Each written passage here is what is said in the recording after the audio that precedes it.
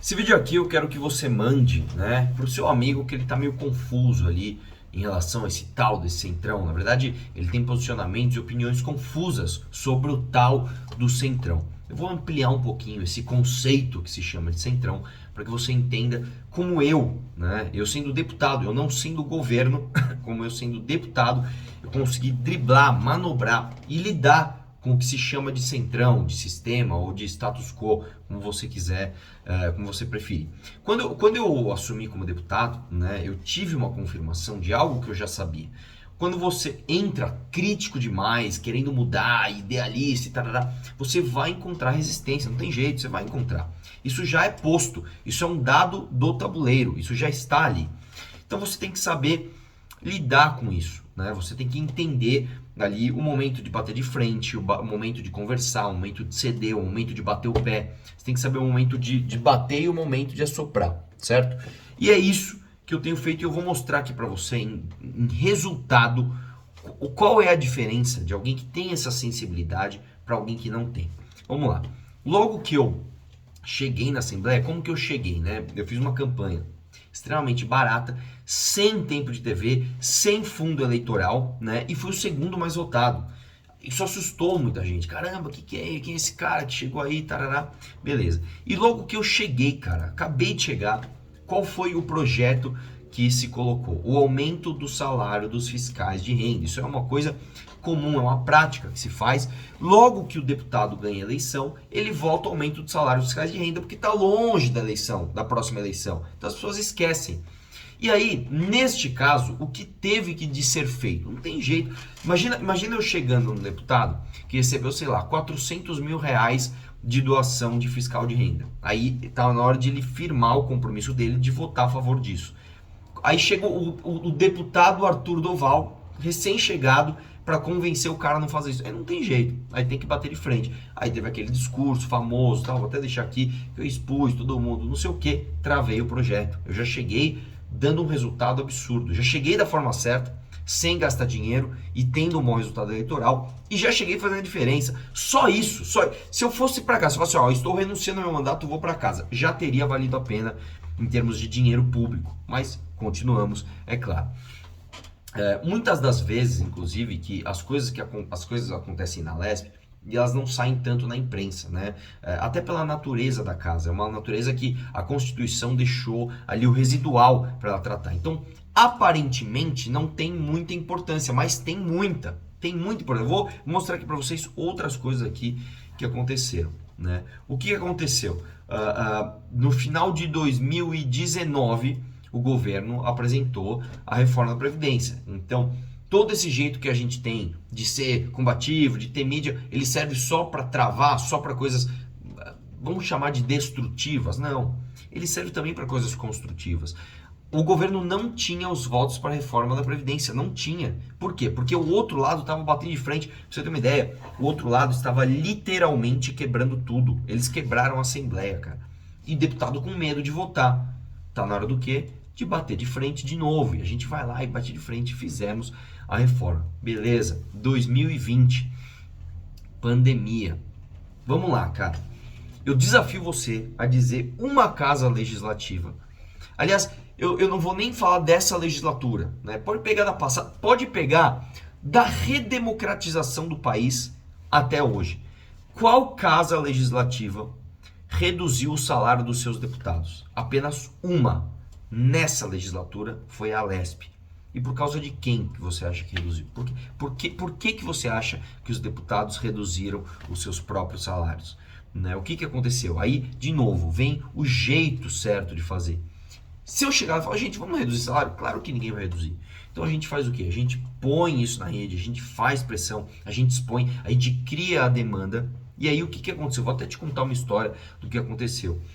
Criou-se a demanda. Bom, as pessoas estão pedindo para que os deputados reduzam o salário. Por causa do quê? Por causa dos meus posicionamentos, por causa dos nossos vídeos aqui, por causa da sua postura de sempre brigar pelo que é certo.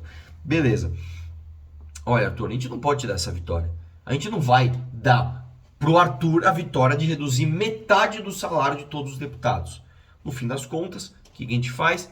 Aí vem aquela questão. Por que eu estou fazendo isso? Eu estou fazendo isso para mim? ou estou fazendo isso pela missão, pelo mérito da questão, pelo mérito da questão. Então é o seguinte, eu abro mão do projeto ser meu. Faz isso pela mesa, põe a mesa. A mesa quem é? A mesa é PSDB, PT e DEM. Tá bom, faça pela mesa. Ó, não dá para chegar em 50%, vamos fazer 30%. Tá bom, faça 30%. E se reduzir o salário dos deputados em 30%. Isso é histórico, isso nunca aconteceu. Nunca aconteceu. Ó, olha só, em menos de um ano, travou-se o aumento dos fiscais, do salário dos fiscais de renda, passou-se a reforma da Previdência e diminuiu-se o salário dos deputados. Olha isso, cara. Olha isso. Em menos de um ano de mandato. Onde você já viu isso? Na história. E a gente continuou trabalhando.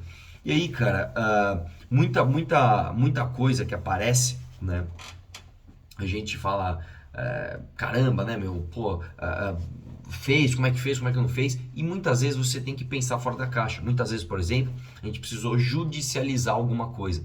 Foi o caso, por exemplo, do que eu fiz com o Rubinho, que eu suspendi o auxílio, né, peru de 10 milhões de reais. Não sei se você lembra. Chegou no final do ano, vamos dar 10 milhões de reais para os funcionários públicos. Não.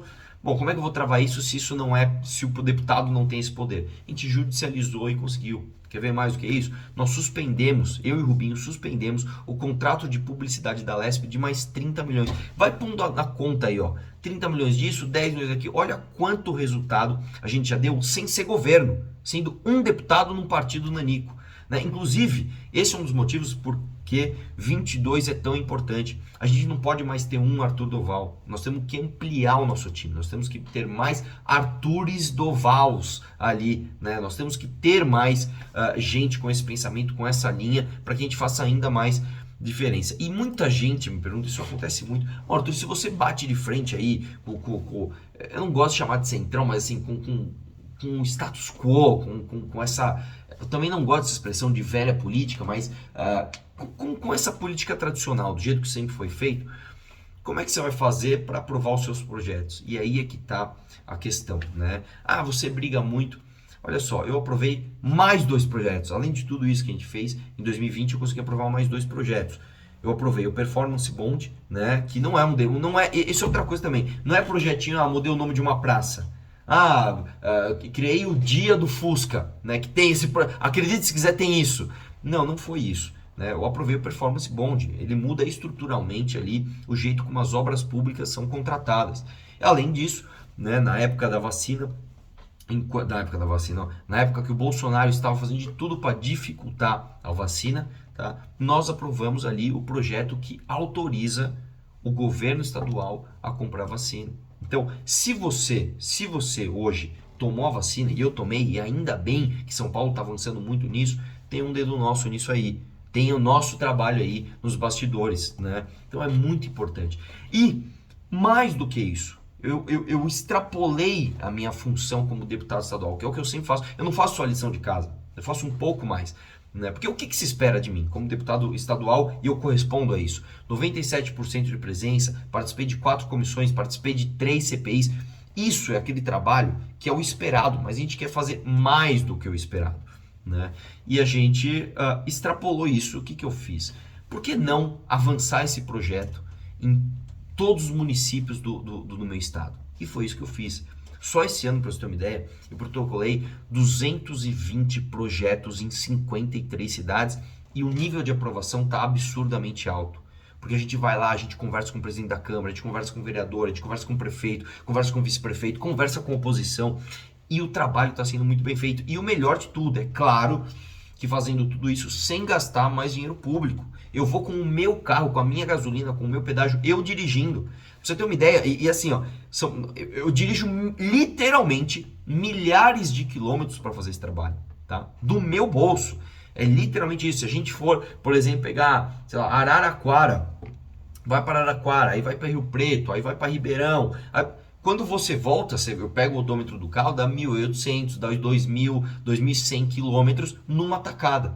E o resultado vem, o resultado do trabalho vem. É claro que você não vai ver uma manchete no Jornal Nacional dizendo ali todos os nossos avanços, mas as pessoas que estão nos municípios e quem acompanha o nosso trabalho percebe tudo isso que está acontecendo. E é claro que a gente faz tudo isso não só em grandes municípios, mas em municípios pequenos. Às vezes a gente chega lá em município que tem 2.000, 3.000 pessoas, município de 5.000 habitantes.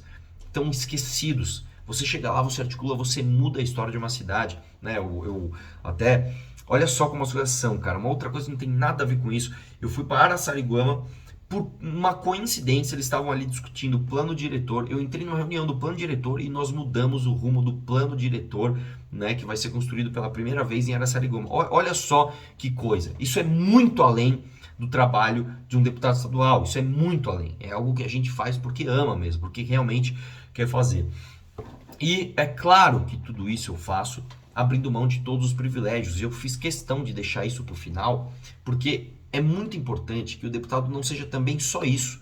É claro que eu abro mão de carro, de motorista, de gasolina, de verba gabinete, de excesso de funcionários, de auxílio isso, auxílio aquilo, auxílio moradia, não sei o quê.